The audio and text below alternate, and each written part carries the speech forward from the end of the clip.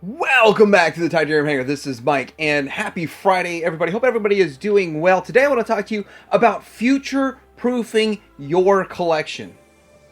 Let me talk about some of the mistakes that I made and some of the things that I've learned. And also, you make mistakes, but you also do some things right. We're going to talk about this and more and future plans coming up.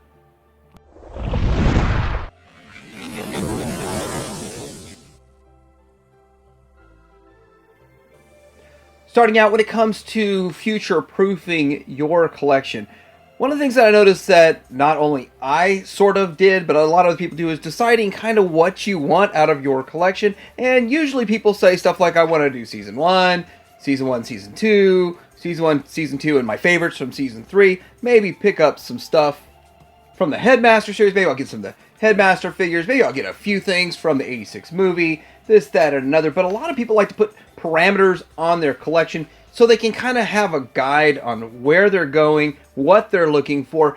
It's really hard when you look at the vintage era and all of the figures, the 100+ figures, characters that they made, plus of all the different iterations and all that kind of stuff, and try to decide where you want to go with your collection. So that's like the first thing that I notice people really want to dial in on what era they want to collect. Next thing I see people do, and I've done it myself, is try to decide, are you going to go in on all Takara? Is that kind of one of your things? You want to stick with Takara and their aesthetic, which of course early Takara and later Takara aesthetics are different because we went Toon and all that kind of stuff. But deciding if you're going to go full on Takara, that's the other thing, is that in the early days, that's all there really was. So if it was either Takara or nothing, but deciding how you're going to collect, what's going to be in your collection, sort of helps you decide the future of your collection. And one of the things that's been really growing over the last 4 years is fans toys only. And a lot of people are going fans toys only. That's one way that a lot of people future-proof their collection. So when you kind of hear the fans toys fanboy, actually the fans toys fanboys figured out that they are relatively future-proofing their collection, because they know that fans toys is pretty much going to put out every G1 character that was made in the toy line. I don't know if it's going to be every G1 character in the show, but they're doing quite a few figures, and they're probably going to do more than any other company. Well, I don't know. X-Transbots might beat them in the end, but it's still kind of neck and neck between X-Transbots, Fans Toys. Who's going to put more characters out? But as Fans Toys makes great-looking figures and they stick with Toon, they're not Hyper-Toon. A lot of people are going so Hyper-Toon or closer to Hyper-Toon, and Takara is kind of living in that space. They live in that space right now where a lot of the figures look very, very Toon accurate, and I really do dig the Toon, but there are some characters that are too Toon to a detriment. Well, what I see when it comes to collecting Masterpiece, and I'm definitely not going to dog anybody for this, because this is what I did for the longest time when I started getting into third party, was anything at the best price.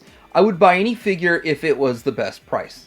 And I wasn't having to have the latest and greatest, the best. And actually I did kind of buy the old when the new came out. I did that a lot. But this is how I ended up with this TFC Detective. This is a Hound. It is not a good figure. It is actually very poor quality. It is terrible. But it was very cheap. It went on clearance because all of the retailers wanted to get rid of it. And I never got another production made of this figure because it was so bad. But I end up with a handful of figures that fall into this category. I would say that, do I regret it? Well, it was cheap enough that it's a small regret. But yeah, I do regret it. I regret ever buying this because I wish I would have just waited for something better, such as, believe it or not, such as Takara. The Takara Hound is way, way better than this. And still, in my opinion, the Takara Hound's the best.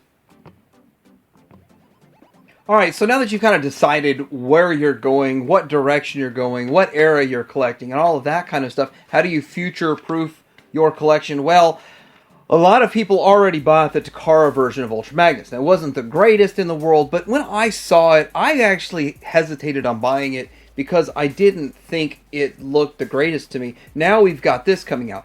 I want to say, jumping on the X-Transbots one, it's following a trend. You're following a trend, it's trendy, everybody's excited about it and getting it, but it still looks to be the best or one of the best options out there. It might still even be better than what Fans Toys puts out there aesthetically, depending on you, depending on what you like in a figure and how you perceive this character. You could effectively future-proof your collection by picking up something like this, and guess what? It's back up for pre-order at Shozy right now. If you want to pick it up, $200. I think it's like $2 or $3 down or something like that. It is a $200 figure though. But I'm hoping they had some sort of fix where you don't get screwed on unscrewing your arm when you transform it, because that was a problem with it. I'm hoping that's fixed for the next run. I went ahead and pre-ordered mine, but it's one of those things that everybody that got it is very impressed with, aside from the shoulder problem. But it is a very magnificent looking figure, and having recently just reviewed an X-Transbots figure that looks magnificent, I know the feeling. I look forward to the feeling with this. So we go from following trends like with the stacks, the Commander stacks from X-Transbots, to jumping in, just filling holes. I found that I did this with Seekers. For the longest time, I was just buying any Seeker I could to fill the hole as cheap as possible, and that was, of course, Takara. But it wasn't just Takara. It was Takara, and it was the Toys R Us exclusives that were on buy one, get one half off sale, and all the cheap ways you can get them for cheap for anywhere from $75 to like $40, or the Walmart ones at clearance to $15. But I knew in my heart of hearts there'd be a better one coming, and I didn't future-proof myself. I just cheaped out, but I knew a better one was coming, and so I'll say this was a win for me. I sold off all those old Seekers about 2 years before Takara put their new ones out, before Deformation Space, and now we are living in the land of golden opportunity when it comes to Seekers with all the options out there. Back when I was buying the original Seekers, the MP03 and then the 11s, I never even considered that there'd be this many amazing options in the future, and they're here. Now, I figured something better would come, but not this much and this much better. So then we get into combiners. How do you future-proof yourself with combiners? I gotta tell you, it's hard. It really is hard. Because it started out with combiners in the 15-inch scale, a 14 and 15-inch scale. Then we started seeing them a little bit bigger, and like, oh, that almost feels like a real Masterpiece combiner. And then we started seeing them in the 18-inch scale. Now we're in the 21-inch scale. Future-proofing yourself with combiners was really hard because they were perpetually getting a little bit bigger each time. Now, when Zeta came out with this, I actually passed on it. I said, nope, there'll be a better one. And nope, there'll be a better one. And eventually I bought a used one from someone that jumped ship, said they just didn't like it, and sold it to me for pretty cheap. I don't know, $200, $300. It's been a while since I bought it. But still, looking at it on my shelf, I still think there's going to be a better one coming down the road. And I feel like I didn't fully future-proof myself with this, but I did cheap-proof myself by buying it cheaper than if I would have bought it new, so I was happy with that. But here's what makes me think we're going to see something better. I know we did get the MMC one, but it's still a little too small. When I look at what Magic Square has going on, when I look at what they're doing with their combiner, it just really blows my mind thinking, why don't we have this in the Masterpiece scale? And eventually we will. Or at least that's my thought process on it, on future-proofing that. So could you actually get a better Bruticus in the future? And if you did, well, how much would it cost? But what company would make it? Well, it might be like X-Transbots. It might be Fans Toys. Who really knows? Well, who knows if Fans Toys is going to do another combiner? They got to finish one first, right? Same thing with Constructor. The Toy World Constructor. A lot of people were praising this thing as so amazing, and it's just the best thing ever, and it's wonderful. And I kept looking at it thinking, it just doesn't feel right to me. But I did like I did with the Bruticus and the Zeta Toys. I waited and found a deal on this, a whole set for $330, bought it, and I'm happy with it. But I still, in the back of my mind, I don't feel like I future-proof myself. I feel like there's going to be a better option in the future. And so with that, this isn't my first attempt at trying to get a better Devastator. No, it's not. My first attempt with this TFC Hercules. Now, I remember when I first picked one up from this, I think it was 2013? I believe it was 13 that I picked this thing up from another collector, and he sold it to me for like $300. And I was just underwhelmed with the size. I just could not get my mind around how small it was when I paid $300 for it, and I know other people. I think he paid $6 for it. I mean, he bought it for each release as it came out, $100 each or something like that. I don't even know, but I was super happy to sell this off, and I sold it off just in time to pick up the Titan class version.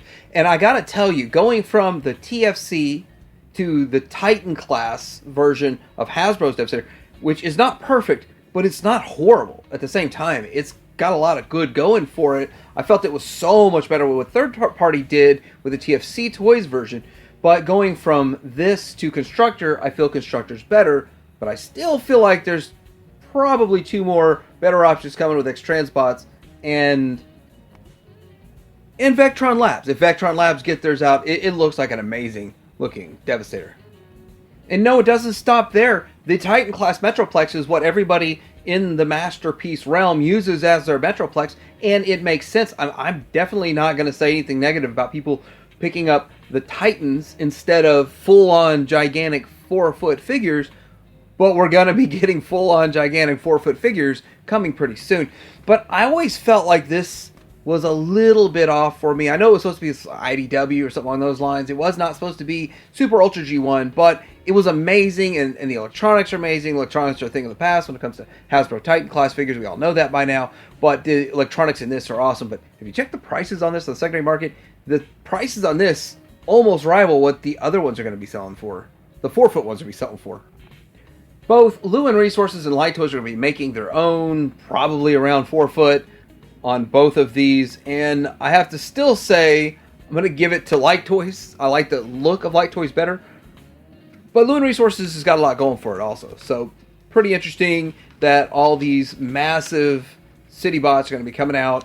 And Metroplex, I just have to say, if all I get is a Metroplex, I don't really need any more Masterpiece scale city bots. That would just, I'd be happy with that, because I don't really think I've got space. I got space for Metroplex. I don't got space for a whole bunch of these.